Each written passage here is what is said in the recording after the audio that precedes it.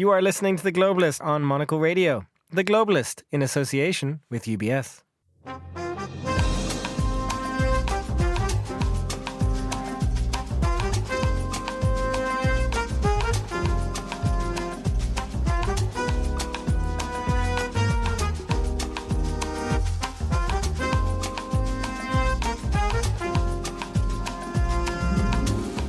Broadcasting from Midori House in London, welcome to a special festive edition of The Globalist. I'm Chris Cermak. Coming up, a roundup of the year that's been in the world of arts and culture, after which we turn to foodie trends with our own Chiara Mella. Is there a disadvantage? Should a restaurant be punished for punching high despite being in a sort of residential neighborhood? After that, at one of the busiest travel times of the year, we'll ask what's trending in aviation. From there to the world of film with Fernando Augusto Pacheco. Hello, I'm Fernando Augusto Pacheco, and today we'll be talking about the film trends of 2024. Sensuality is back, and superhero films, no more. That's all up ahead here on The Globalist from London.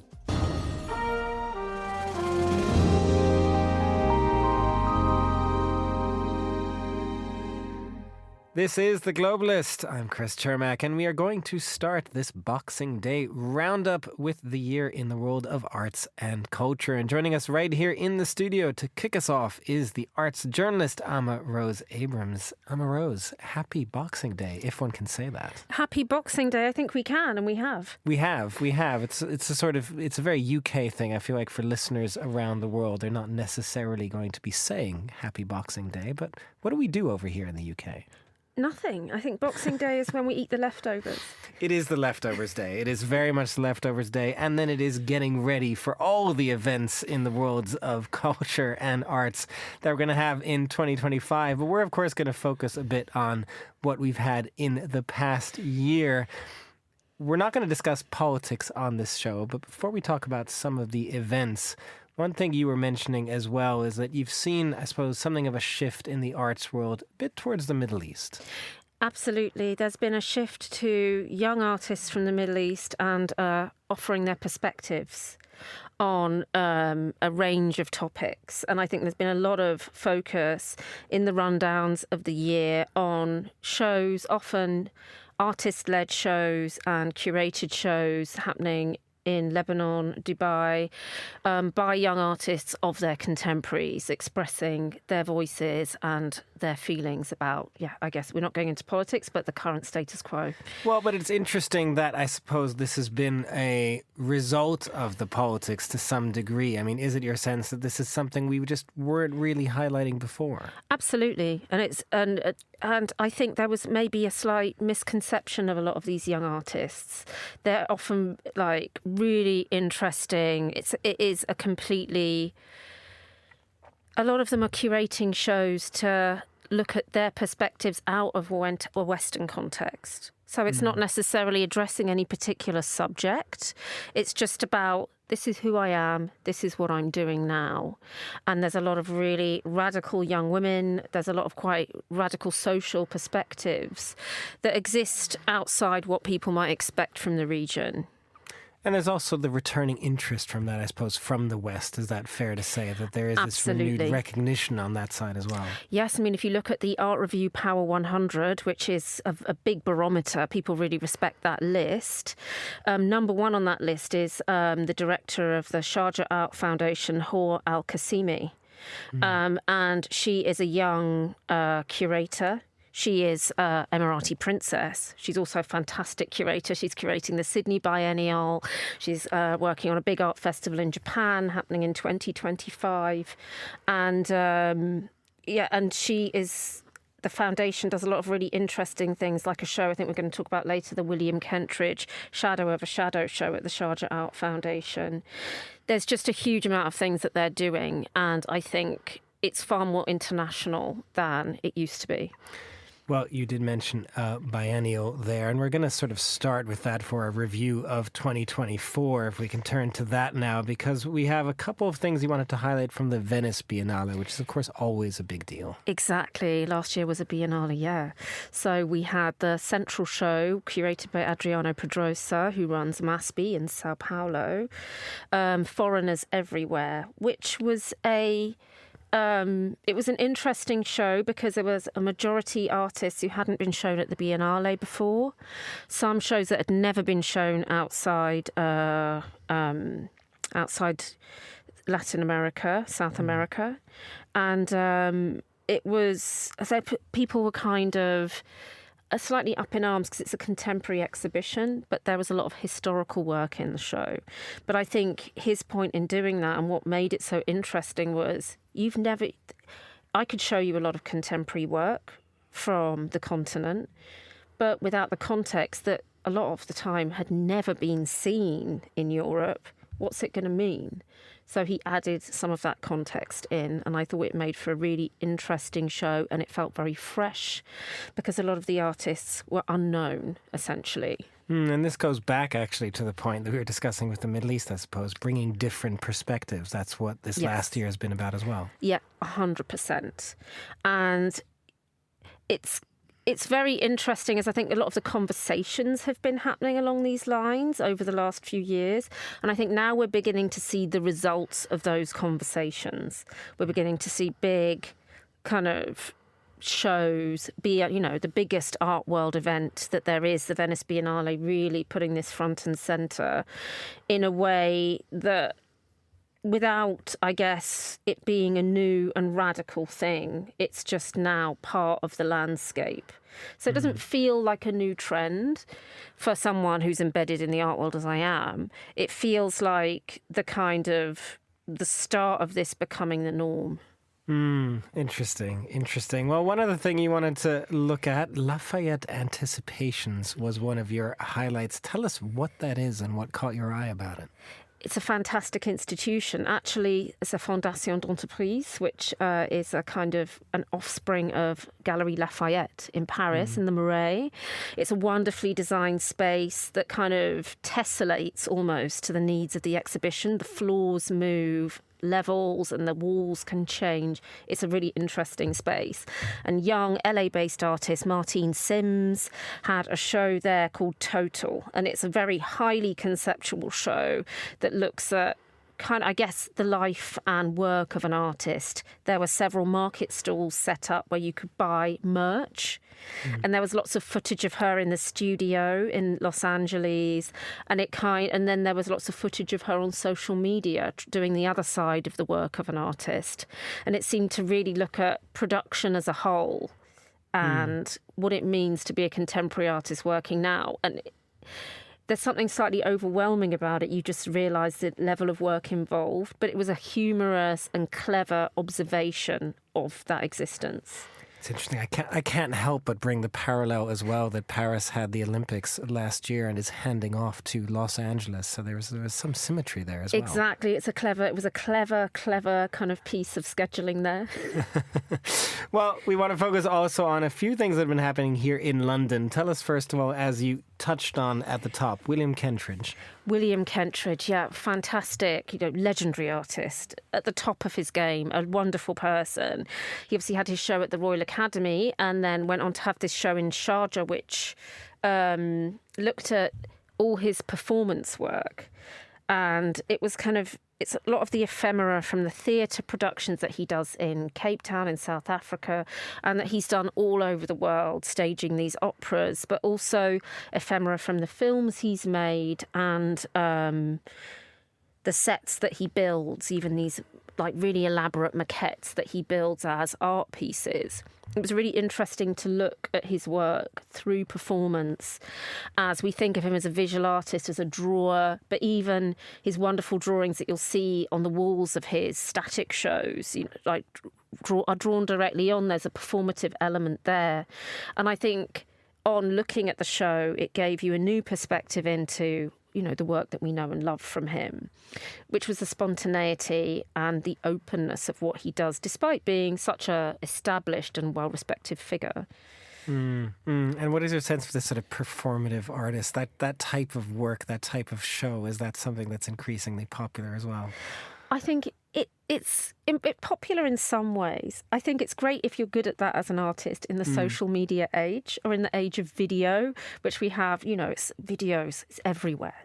As we use the internet, it's such a great way to promote what you do. And I think if that's kind of something that you can do as a person, as an artist, it will only help you because it just shares another aspect of what you do. And people love insight into the creative process, which is what it provides. If you just see someone doing this live, Well, and just finally, you wanted to focus on something from the Barbican, always an interesting place as well with lots of exhibitions. What caught your eye there?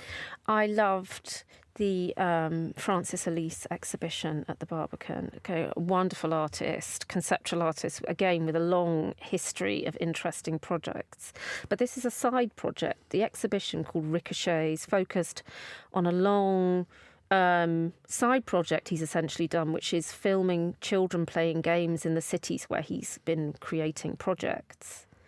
And so over the years, for I think about 20 years almost, he's been capturing these videos with collaborators where he's been, and he said he saw it almost as a reset. When he'd arrive somewhere to do a project, he'd walk around the city and he'd see how children were interacting with the city. And in some ways he would capture it or stage something, with not kind of in an observing way, with schools or with parents, and film it. And it was just this long history of games played all over the world. I mean, I think from the West Bank to Mexico City to London. And it's just these history of games. And he also did a project in the Ukraine, which was very interesting, which I think he did over the last year or so, which was the games that children are playing, obviously, amidst war. The culmination of a work 20 years in the making. Amma Rose Abrams, art journalist, thank you very much for joining us. This is The Globalist.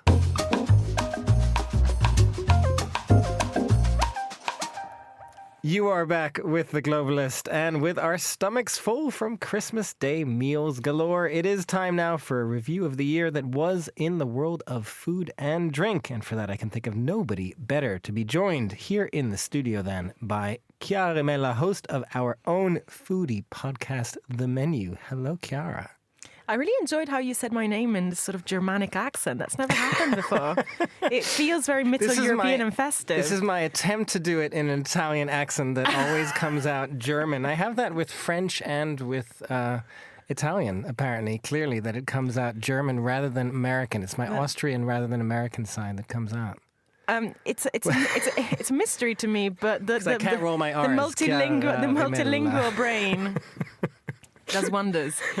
Or maybe it's just a hangover from all the food and the amazing wine that was consumed over Christmas that's kind of slightly befuddled you. Maybe. I don't know if I can roll my R's any better before the big meals of Christmas. What was on your festive menu? Well, I'm very lucky because my father is an exceptional cook. And it's also a very emotional time for a family because he always makes the ravioli to my grandma's recipe. They're a very, very complicated thing to make. It takes 3 days to go from kind of start to finish. He has to make 3 different kinds of roasts. And then you transform them into the filling. And then you make every single parcel by hand. And he's feeding 8 to 10 people every year. So that's a lot of ravioli to make. And then, of course, normally we have faraona, which is a very big debate every year how you call that in English. And I'll be honest with you, I still don't know, but it's a bird. It's a stuffed bird. It's not a turkey. It's a different kind of bird. Okay, it's a bird we're otherwise not that familiar with. This is a special bird. Yeah, it's a special Italian Christmas bird. Okay. The flamboyant. Yes. And then we actually normally go for the panettone at Christmas lunch, even though I'm personally one for pandoro in my secret time. Pandoro is considered more of a kind of kids' really food, and pandoro is a bit more grown up. So for Christmas lunch, normally with the bubbles, we'll have the panettone. And our beloved neighbour makes candied orange peels with chocolate, dipped in chocolate, which are, even if you've eaten so much by that point, will still go for. Do I have a memory of an entire, I believe, menu podcast about panettones that you did at some point? Yes, Fernando Augusto Pacheco was involved in this, but nobody else was harmed. Nobody else was harmed in the filming of this, recording of this podcast. Well, what about you, Chris? What are you kind of trying to kind of work off today? Well, we kind of go with, I guess is the strange part with our family of, American mother, Austrian father. My mother cooks, and we don't really do Thanksgiving very much, even though my mother's from the U.S., and I feel like Christmas Day is our Thanksgiving. So it is the classic turkey and all the stuffings and everything that goes with it, sweet potatoes and yams and all that kind of stuff. So it's just all the classics, really, which is a massive amount of food. And I always love my mother for doing it, because she does get quite stressed with the whole thing, because it is such a production and it's not something that she normally does. So God bless her for going through the whole thing. I'm sort of reminded of the Bear episode, but I don't think your family is that dramatic. It's not quite that dramatic. No, I do love that episode. No, plus there's only 3 of us, unlike the 8 to 10 that you have. So there's only so many arguments you can get into at a table.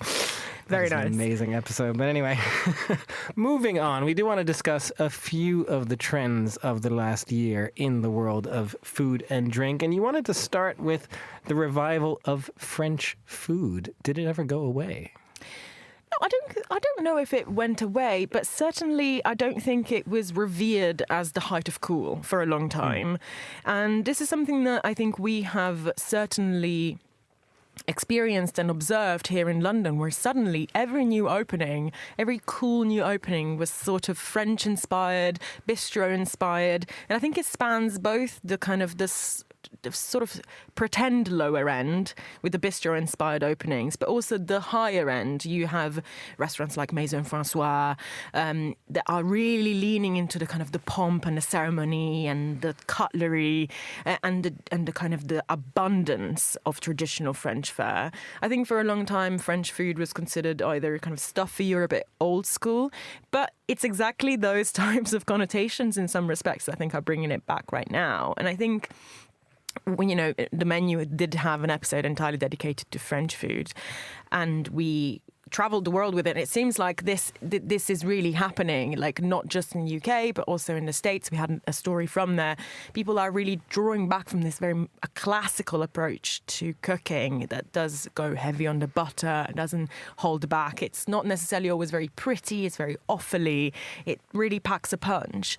And I personally think also having some friends who have opened a kind of a French-inspired sort of restaurant in London recently, that it goes back to the idea that people are sort of a little bit tired of small plates restaurants, and they want to go somewhere where they're going to get like a proper portion, a big plate of food that feels satisfying and comforting.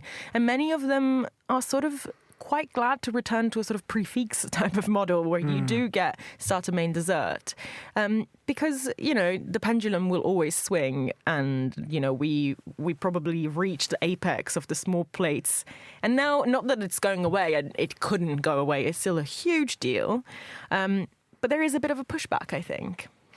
It's interesting that you say that, because I do remember speaking to a couple of sort of French culinary official in Washington, D.C., who talked about the effort by the French to, particularly when you talk about that sort of mid to lower range, that they were always good at the exquisite restaurants, the top end, but not necessarily that mid comfort food range. So it's interesting that which is actually something that in France is extraordinary. You go to Lyon, but even just the bistros of Paris, and that's really the kind of the heart and soul of what French hospitality is. It's not just the white starch tablecloths, and that's the version that people are rediscovering. But I do think that it has to do with, I suppose, a different expectation when people go to the restaurant. They want something substantial, and I think that it's not just for the money aspect of it, but it's also for the effort aspect of it, because I think that a lot of places at some point sort of got a bit complacent with the small plates model. And whilst at the beginning it was supposed to be this sort of idea that you could try lots of different things and it would be very stimulating, I think some people took a bit of shortcuts and ended up calling small plates something that was really just like a few green beans on a plate with a little bit of butter on top. You're like, well, is that a small plate or is really that doing very much? You know, so I think it's an idea of effort. People who go out want to make an effort and want the effort made back to them, especially as things are objectively more expensive now. So when you do go out, you want to feel like, yeah, the money that you spent was really worth it.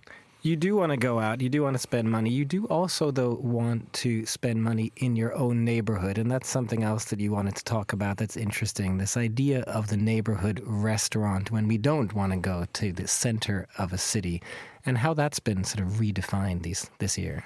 Well, I just think that lots of places over the past few years have defined themselves as neighbourhood restaurants. And we've actually just had an interview with some really interesting restaurateurs in London from a place called Goodbye Horses, who have opened 3 outposts really close to each other in Des Beauvoir, very residential neighbourhood in North London. But they don't call themselves a neighbourhood restaurant. Although from the outside, you'd think that's the ultimate kind of neighbourhood pursuit. And lots of restaurants actually call themselves neighbourhood restaurants, but are they really? Because what makes a neighbourhood restaurant? To me, it's an idea of sort of accessibility, the fact that you don't necessarily have to book in advance to go there, that you can sort of rock up, that it is quite affordable, that it is homely. But then at the same time, is there a disadvantage? You know, should a restaurant be punished for punching high despite being in a sort of residential neighbourhood? And does that make it not a neighbourhood restaurant? You know, earlier in the year we had a really interesting chef from Istanbul. His restaurant Orchestra also calls itself a neighbourhood restaurant. It's Michelin star, you know, like it's not just, you know, which means about. People aren't just coming from the neighbourhood, I suppose, as exactly. well. So I just think that there has been some kind of pushback on the idea of what actually makes a neighbourhood restaurant. And this is more so than a rise in what a real neighbourhood restaurant is. I think it's a rise in really thinking about what makes a neighbourhood restaurant and how they fit in the way that we have to experience the city. And I do think that this sort of kind of hybrid neighbourhood restaurant type of model where, it's accessible, but at the same time, it's not just going for the lowest common denominator. It's here to stay, because that's, I think, what people want. Well, one thing you mentioned within that was this idea of not necessarily booking a restaurant, which is something that you like from the neighborhood model. This is something that I would say is a frustration of my own, because I am personally very bad at booking in advance. And we've seen some pushback against the booking type model, a little more of a return to walk-ins and other options. Yeah, I think, again, this is very interesting, but it's sort of like a hangover from the pandemic in many ways, because during the pandemic, so much of our life had to be very controlled, and this idea of booking in advance became really prevalent in London. Even and there were more fewer spaces for that matter, yeah. Of course, and in London, this really, really took off. And I think that in response to that, and in an attempt to bring more spontaneity into dining, places have started becoming exclusively walk-in. And for example, I'm thinking about Tollington's, another London restaurant that we had here in studio this year, who have decided to be entirely walk-in. Does that make them more or less accessible? Because when a restaurant is really hyped, you sort of end up in this conundrum. Well, you have the line out the door instead of the reservation. Exactly, and some people won't even try because they know that it's impossible to get a table. But then on the other hand, you also have those who are not ready to give up the booking at all, and they're sort of making it even more exclusive and kind of going for the even higher end of the market. We had an interviewee from an app that's almost taking issue with like the Resis of this world, not taking issue, but, you know, taking on the Resis of this world, called Dorsia. And, you know, this app is really going for, these are the places that it's really, really hard to get a reservation for, and we're going to really kind of look after the whole experience from the beginning to the end, and you can come to us as like the ultimate booking platform. So I think it's quite interesting that there is this sort of, you know... Sort of make it easier for you. Yeah, but there's also... this kind of duality in the way that people are approaching it. In both ways, it's about access, but is that ever really easy? Like, I think that all of us have places in our minds that we know and we cherish, and actually they're the ones that we frequently go back to more often, because where can I actually go on a Friday night that is going to have a table I didn't think I needed to eat out, but I do. And there are places in London that do that for me, and they're some of the ones that I cherish the most. So it's interesting how those who perhaps kind of peddle this idea of, you know, wanting really to be really accessible end up not necessarily being it. Well, we wish everyone good luck with that in 2025 when it comes to reserving your favorite restaurant or trying the walk-in and standing in line forever and ever and ever. Chiara Bella, host of The Menu, thank you very much for joining us on The Globalist.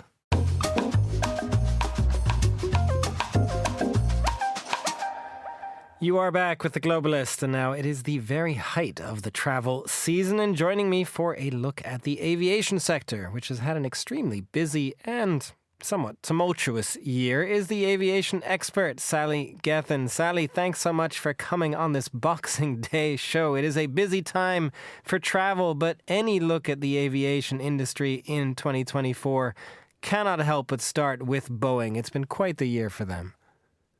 Yes, it has a really difficult year, and it started with the Alaska Airlines incident where an emergency door flew out in flight, and it was a miracle that there weren't serious casualties as a result of that. And really that started Boeing off on the back foot from the get-go. And the regulator had to suspend that particular airplane type, the Boeing 737 MAX 9, for a while, had to ground it. But then even after that, there were a series of issues for Boeing. I mean, the bright spot for Boeing is that it has a new president and CEO, Kelly Ortberg, and he has managed to steer the company through a very damaging industrial action where there was a strike by unionized workers that really ground production to a halt. And now that's been resolved. And the latest is that the 737 MAX airplanes, 737 MAX 9 is back in production. So we're all hoping that this will, turn the corner for Boeing and it will have a much better 2025. Absolutely. I think that would be a hope for many after such a difficult year, that maybe 2025 will be a little bit different. One of the competitors that we also wanted to talk about, though, Airbus, of course, has benefited in some ways from the troubles of Boeing. And one way that they've benefited, perhaps, is with the launch of the A321XLR.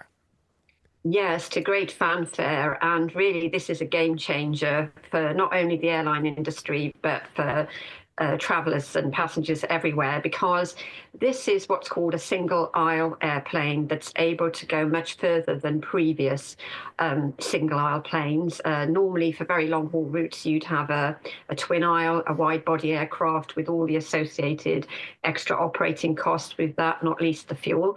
But the A321XLR builds on the A320neo family. It can carry up to 244 passengers and has a very long range of 8,700 kilometres. And that's, at least a third over the previous A321. What it's doing is it's just launched, basically, and it's allowing airlines to open up what's called thin, dense routes. They don't have to fill up a massive airplane. They as long as they can get a reasonable load factor on board, it makes it profitable for them. And obviously for passengers and tourists and business travelers, it's a win-win, because it should bring lower airfares to new more niche routes as well, not just the big city hubs that you get. In fact, it's dubbed the hub buster, because you don't have to necessarily go through a major hub to reconnect if you have greater choice of these niche routes.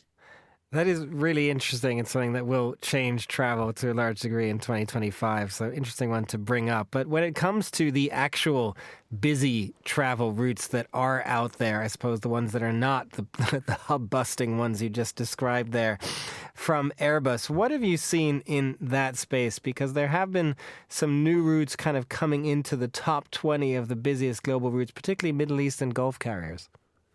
Yes, absolutely. I mean, the Middle East, what's called the Inter-Gulf Cooperation Council countries, so we're talking about the UAE and Saudi Arabia in particular, are really seeing record numbers of seats being sold on airlines.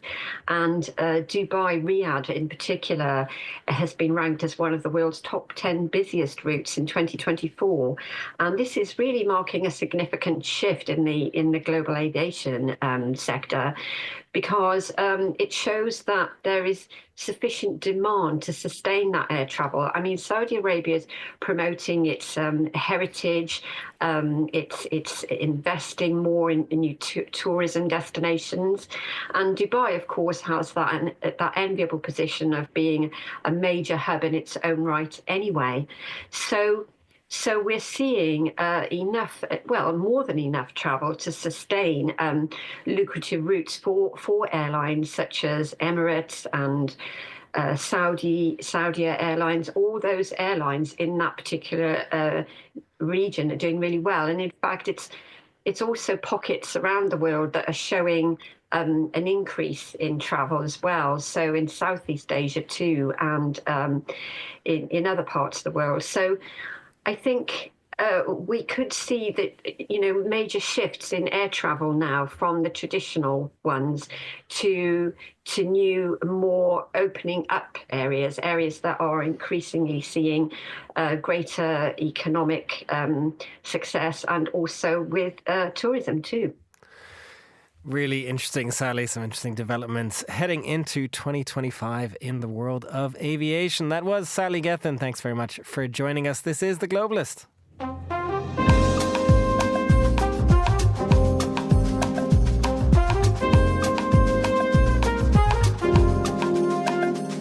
You are back with The Globalist. I'm Chris Cermak, and now for a review of the world in film. I am delighted to be joined by Monocle's Fernando Augusto Pacheco right here in the studio. Happy Boxing Day, Faye. Happy Boxing Day, and let's talk film, one of my favorite topics. It's been an interesting year, Chris. It has been an interesting year, and Faye, I'm going to say it because we sit next to each other in the office, and this is a running thing for us.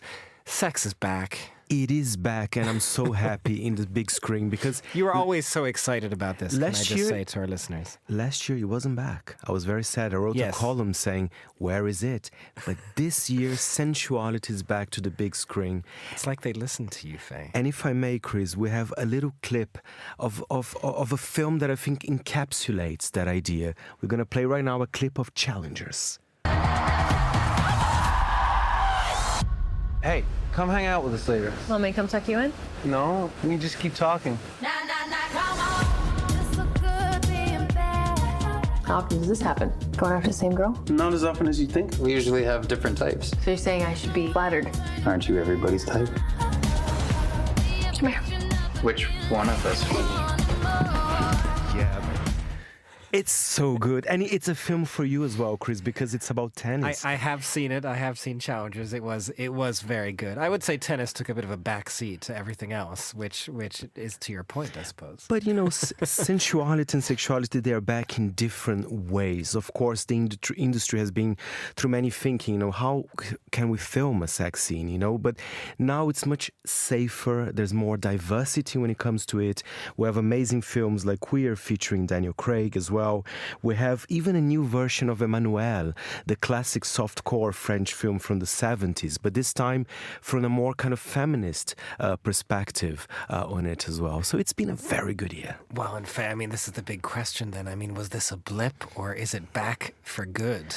From my talk to people in the industry, I don't think it's a blip. I think it will continue so in 2025. And look at the award season. There are great films like Baby Girl with Nicole Kidman, where she plays a high-powered CEO with a relationship with kind of a younger colleague and is very, very adventurous, and she might be nominated for Best Actress. We know the nominations in mid-January, so it will continue for the next year. Well, and we want to talk about some of those nominations as well. But before that, one other thing that is not back, at least in your opinion, superheroes, Faye. Yes, and Were you ever a fan of superheroes, though, to be fair? Some of them, they were okay, I guess. And listen, I think I'm exaggerating here. There is space for superhero films, but not as much as we've seen in the last decade.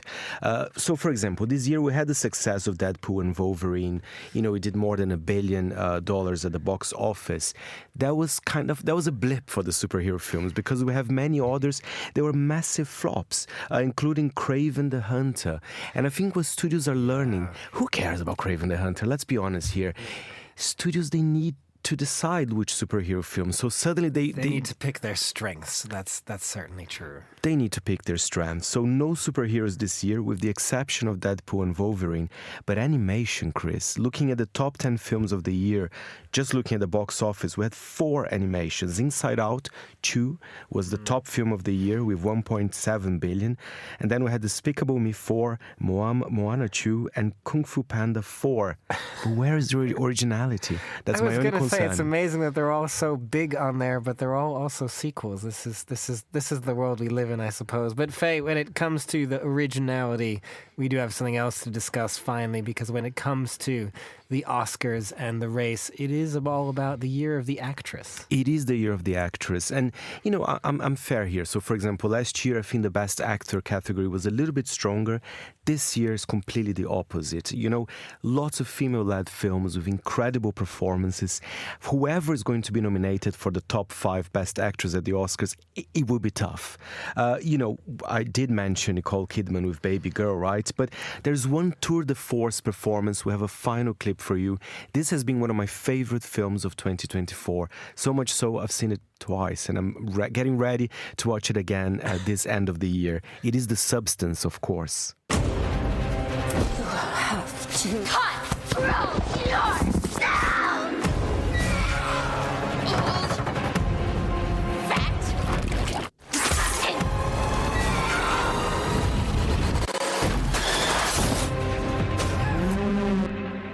Happy holidays, everyone.